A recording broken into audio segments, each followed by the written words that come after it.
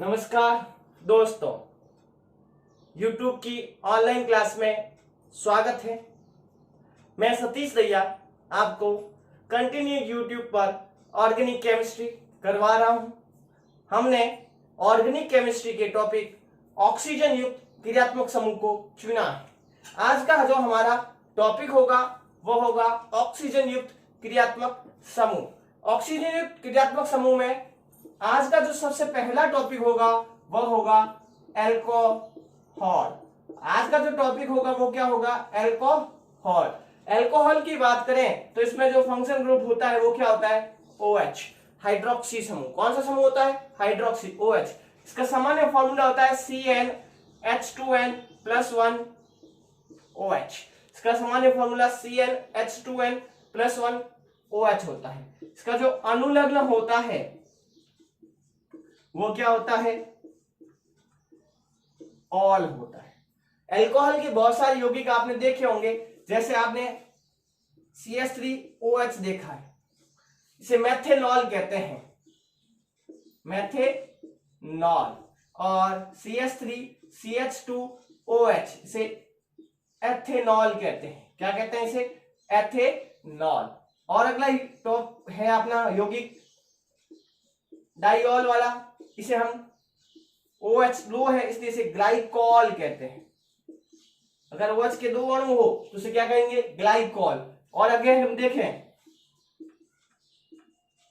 3 OH हो तो उसे हम ग्लिसरॉल कहते हैं।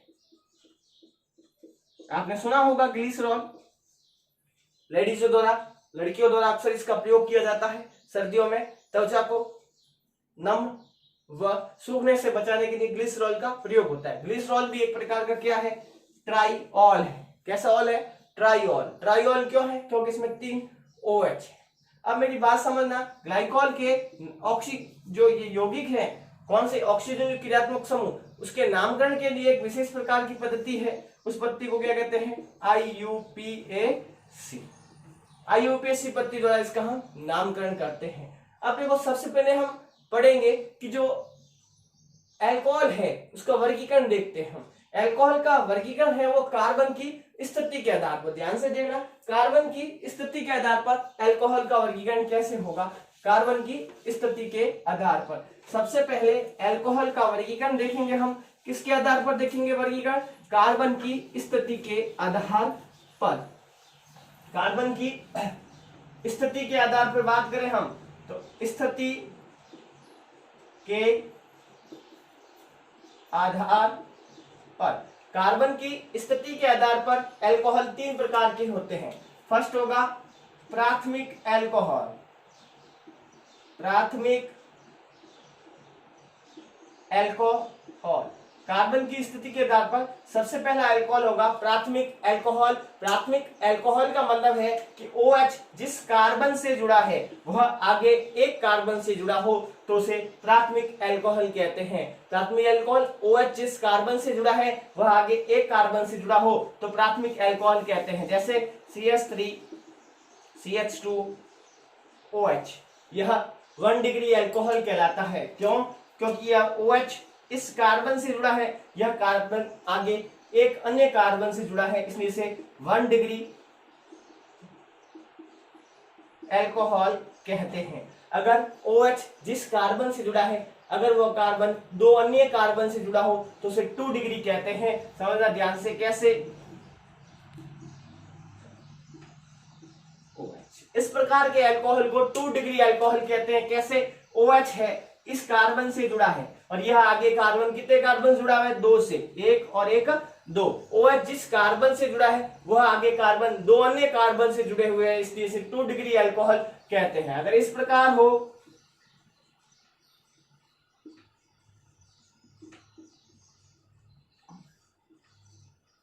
OH जिस कार्बन से जुड़ा है वह आगे कार्बन 3 अन्य कार्बन से जुड़ा हुआ हो, 1 2 और 3 अन्य कार्बन से जुड़ा हो तो 3 डिग्री अल्कोहल। उस प्रकार के अल्कोहल को 3 डिग्री अल्कोहल कहते हैं। समझ आ गया होगा? 1 डिग्री अल्कोहल, 2 डिग्री अल्कोहल और 3 डिग्री अल्कोहल। अब आगे आते हैं हम कार्बन की संख्या के आधार पर। OH की संख्या के आधार पर। ऑल समूह है, एल्कोहलिक समूह है, उसकी संख्या के आधार पर एल्कोहल 3 प्रकार के होते हैं। पहला होता है mono hydroxy alcohol. Mono hydroxy alcohol मतलब जिसमें एक OH हो, उस प्रकार के एल्कोहल को मोनो हाइड्रोक्सी एल्कोहल कहते हैं। दूसरा कौन सा होगा? Di hydroxy alcohol. ऐसे एल्कोहल जिसमें 2 एल्कोहल हो उसे डाई हाइड्रोक्सी कहते हैं, जैसे CH3 CHOH CH2OH। इसमें OH 2 है, इसका नाम क्या होगा? अभी बताया मैंने, इसका नाम होगा ग्लाइकॉल। ग्लाइकॉल में 2 OH है, इसमें से डाई हाइड्रोक्सी कहते हैं। तीसरा होता है ट्राई हाइड्रोक्सी। ट्राई का मतलब क्या होता है? 3। ट्राई हाइड्रोक्सी, ट्राई का मतलब होता है 3, तो क्या हो जाएगा? CHOH CHOH CHOH। कितने OH है? 3 OH है, इसलिए इसे ट्राई हाइड्रोक्सी एल्कोहल कहते हैं। इसका सामान्य नाम क्या होता है? ग्लिसरॉल। इनको आप नोटबुक में नोट करें। उसके बाद हम देखते हैं अल्कोहल का IUPAC नामकरण। हमने देखा अल्कोहल के वर्गीकरण किसके आधार पर? कार्बन की स्थिति के आधार पर, 1 डिग्री, 2 डिग्री, 3 डिग्री। दूसरा हमने वर्गीकरण देखा OH की संख्या के आधार पर। OH की संख्या के आधार पर मोनो, डाई और ट्राई। फटाफट इसको नोटबुक में नोट करें। उसके बाद हम देखते हैं अल्कोहल का IUPAC नामकरण।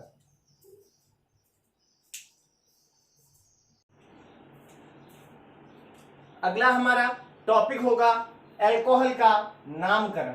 अल्कोहल का नामकरण, इसके नामकरण के लिए सामान्यतः मोस्टली IUPAC तकनीक का प्रयोग किया जाता है। IUPAC तकनीक द्वारा इसका नामकरण किया जाता है। इसके अंदर अनुलग्न ऑल होता है। अनुलग्न क्या होता है? इसका ऑल होता है।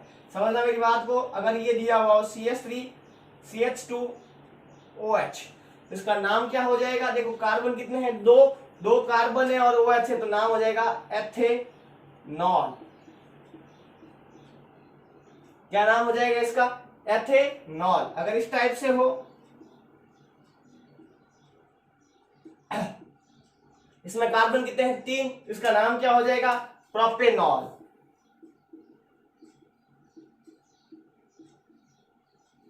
और ऐसा हो,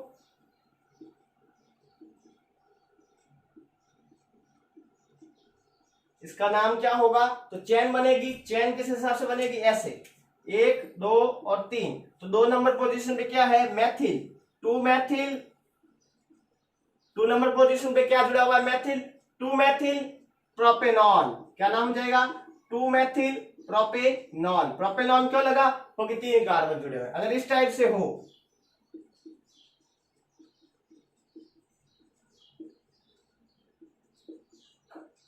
तो इसका नाम क्या होगा? ध्यान से देखना। इसमें डबल डाइऑल है, 2 OH है, 1 और 1 2, तो 1 2 3, तो नाम होगा 1 2 प्रोपेन। 3 कार्बन है, इसलिए क्या हो गया? Propane 1 2 diol. इसका नाम हो जाएगा प्रोपेन 1 2 डाई ऑल। अगर इस टाइप से हो, कैसे करेंगे नामकरण उसका?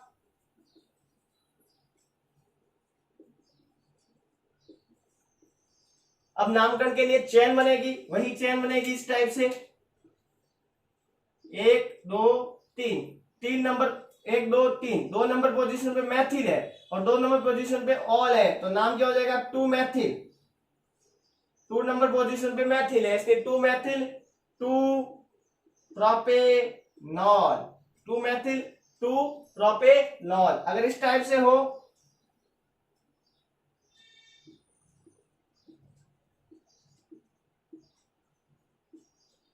तो इसका IUPAC नाम क्या होगा? रूट नाम तो इसका होगा ग्लिसरॉल। क्या नाम होगा इसका? ग्लिसरॉल। बार बार समझा रहा हूं, एग्जाम में पूछा जाता है अक्सर। कंपटीशन एग्जाम में ग्लिसरॉल देके पूछते हैं इसका IUPAC नाम बताइए, तो IUPAC नाम क्या होगा? 1 2 3। तो प्रोपेन 1 2 3, कितने? ट्राई है, ट्राई। और इस प्रकार हम ऑक्सीजन युक्त क्रियात्मक समूह अल्कोहल का नामकरण करते हैं। फटाफट इसे नोटबुक में नोट करें, इसके बाद आगे देखते हैं।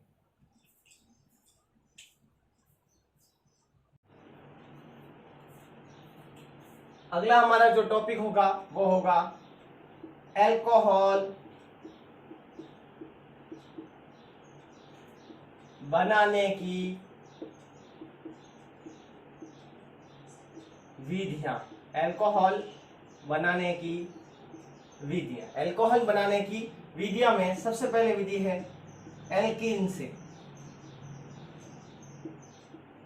एल्कीन से अल्कोहल कैसे बनेगा वो समझेंगे।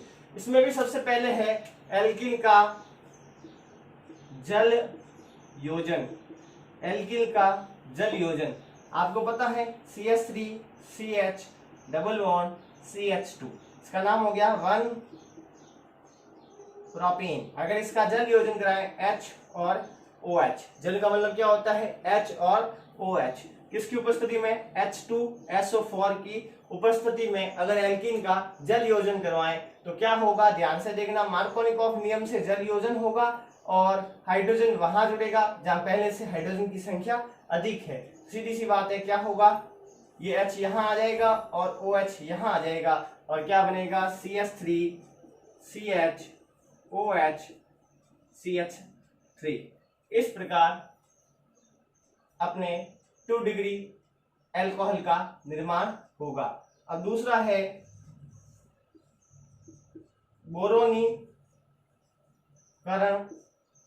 से। सेकेंड रिएक्शन हो गई बोरोनीकरण से। एल्कीन का बोरोनीकरण करवाया जाए, मतलब समझना ध्यान से कि आपने CH3CH डबल बॉन्ड CH2 लिया, इसकी अभिक्रिया BH3 के साथ करवाई तो क्या होगा, एक H यहां जुड़ जाएगा और ये कंपाउंड बनेगा CH3CH2 CH2 BH2।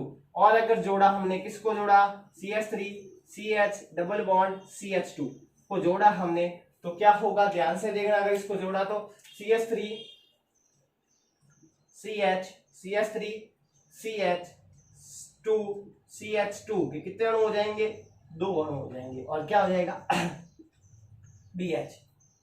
CH3CH2 CH2 और ट्वाइस के 2 अणु और क्या हो गया BH। और आगे रिएक्शन और करवाई किसके साथ, CH3CH2 CH double bond CH2 के साथ रिएक्शन करवाई तो क्या होगा, ध्यान से देखना। इसके साथ रिएक्शन करवाएंगे तो CH3CH2 CH2 2 और 1 अणु ये मिलके कितने अणु हो गए, 3 अणु हो गए और B हो गया। समझाई मेरी बात, 2 अणु ये है ही और 1 अणु ये मिल गया तो कितने अणु हो गए, 3 और ये H यहां जुड़ गया। इस प्रकार फिर इसका हमने क्या किया, पेरोक्साइड के साथ अभिक्रिया कराई H2O2, कितने अणु लिए, 3 अणु H2O2। तो आप इसको ऐसे लिख सकते हैं, 3 अणु H2O को लिख सकते हैं 3OH माइनस 3OH माइनस, तो 3H2 और OH2, 3OH 3OH कितने OH हो गए, 6। तो 3OH तो इसके साथ जुड़ेंगे और 3OH B के साथ जुड़ेंगे और क्या बनेगा, फाइनल उत्पाद क्या बनेगा, फाइनल कंपाउंड क्या बनेगा वो देखना। ऊपर की तरफ लिख रहा हूं मैं CH3CH2 CH2OH, कितने अणु हो गए, 3 अणु तो OH इसके साथ जुड़ गए और 3 अणु B के साथ जुड़े तो BOH3। इस प्रकार अल्कोहल का निर्माण होता है, बोरोनीकरण अभिक्रिया द्वारा अल्कोहल का निर्माण होता है। फटाफट नोटबुक में नोट करें, आगे हम देखते हैं।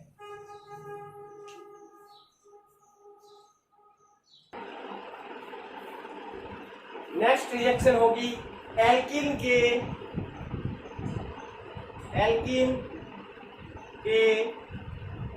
ऑक्सी मर्क्यूरीकरण से। अगली अभिक्रिया होगी एल्कीन के ऑक्सी मर्क्यूरीकरण से। एल्कीन का फॉर्मूला क्या होता है, CH3CH2 CH double bond CH2 ब्यूट, क्या नाम हो गया इसका, ब्यूटीन। ब्यूटीन के ऑक्सी मर्क्यूरीकरण से क्या होगा, समझना मेरी बात को। इसकी विक्रिया mercuric acetate CH3COO all twice Hg के साथ mercuric acetate plus THF tetrahydrofuran और H और OH के साथ करवाई हमने THF और H और OH के साथ तो क्या होगा, एल्कीन के ऑक्सी मर्क्यूरीकरण से। तो मतलब ऑक्सी मर्क्यूरीकरण के साथ अभिक्रिया करवाई तो क्या होगा, समझना मेरी बात को, वेरी सिंपल रिएक्शन होगी और यहां से H प्लस और OH माइनस का विघटन होगा और OH माइनस इस HCH के साथ जुड़ जाएगा। समझना मेरी बात को, OH माइनस इस CH के साथ जुड़ेगा तो क्या बनेगा, CH3CH2CH के साथ क्या जुड़ गया, OH डबल बॉन्ड। अब क्या होगा, ध्यान से देखना, यहां से ये वाला CH2 है, यहां से CH3COO के साथ H जुड़ते ही निकल किया जाएगा, CH3 माइनस हो जाएगा CH3COOH। समझना मेरी बात को, CH3COOH, CH3COOH और ये CH3CH2CH के साथ क्या जुड़ गया, OH। समझ आई मेरी बात। और पीछे क्या बच गया, CH3COOH इसके साथ जुड़ जाएंगे तो क्या बनेगा, CH2HgCOOCH3। अब अगर हम इसका जल अपघटन करवाएं, अगर जो कंपाउंड मर्क्यूरिक एसीटेट बना उसका जल अपघटन कराएं तो वेरी सिंपल, यहाँ आएगा H और यहाँ आएगा OH, तो क्या होगा, Hg के साथ क्या बन गया, COOCH3 और इधर क्या आ गया, OH। Hg के साथ क्या आ गया, COOCH3 और ये वाला OH इधर आया और H इधर जुड़ते क्या बन गया, CH3CH2CH OH CH3। 2 degree alcohol, कौन सी डिग्री एल्कोहल प्राप्त हो गई, 2 डिग्री एल्कोहल का निर्माण हो गया। अगर हमने ब्यूटेन की अभिक्रिया करवाई तो 2 डिग्री एल्कोहल प्राप्त हुआ। समझ आ गया होगा। एक बार वापस देख लो कि CH3CH2CH double bond CH2, mercuric acetate CH3CO और ट्वाइस Hg और टेट्रा हाइड्रोफ्लूरैन, उस पर याद रखना टेट्रा हाइड्रोफ्लूरैन और H और OH, HOH के टूटने से H प्लस और OH माइनस बना, OH माइनस यहाँ आ गया तो क्या बन गया, CH और OH। समझ आ गई मेरी बात। अब समझना, यहाँ से CH3CO और ट्वाइस Hg में यह H इसके साथ जुड़ गया और निकला क्या, CH3COOH, CH3COOH। पीछे क्या बच गया, HgCOOCH3। जब जल अपघटन करवाया तो यहाँ आया H और यहाँ आया OH तो CH3 बन गया और OH इधर जुड़ गया, 2 डिग्री अल्कोहल का निर्माण होता है। फटाफट नोटबुक में नोट करें, फिर आगे देखते हैं।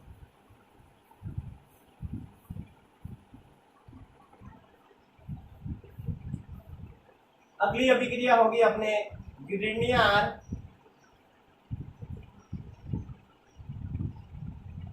अभिकर्मक से।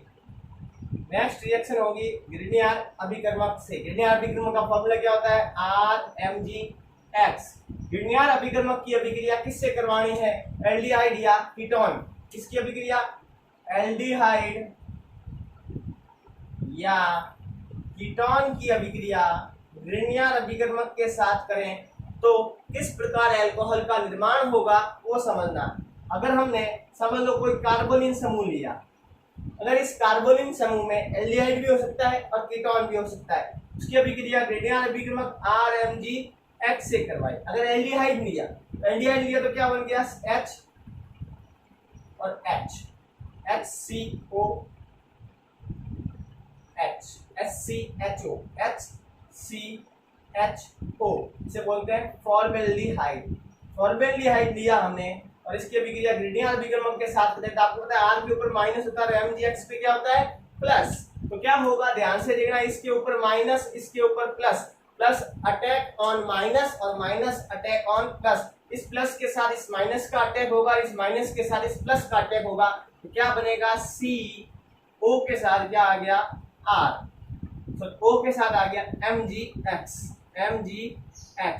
इधर आ गया H, इधर आ गया H और इस C के साथ क्या आ गया, R, क्योंकि प्लस के साथ क्या आ गया, माइनस। अगर हम इसका जल अपघटन करें आगे, तो जल अपघटन करें हम H और OH तो क्या बन गया, CHR CH2OH। समझना, R CH2O और H, बाहर क्या निकल गया, MgX और OH, MgX और OH। इस प्रकार फॉर्मेल्डिहाइड द्वारा 1 डिग्री अल्कोहल का निर्माण होता है। कौन सी डिग्री अल्कोहल का निर्माण होगा, 1 डिग्री अल्कोहल का निर्माण होता है। इसी प्रकार अगर हम एल्डिहाइड लें तो उसके द्वारा 2 डिग्री अल्कोहल का निर्माण होगा। अगर एल्डिहाइड लिया जाए यहाँ CH3C OH plus RMgX, very simple reaction होगी।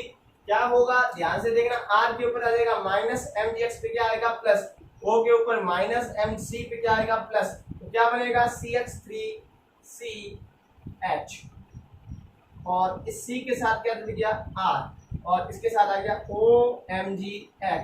जब इसका जल अपघटन कराया तो जल अपघटन करवाने पर क्या होगा, यहाँ पे H और OH, जब जल अपघटन कराएंगे तो क्या आएगा H और OH, तो पीछे क्या बच गया CH3C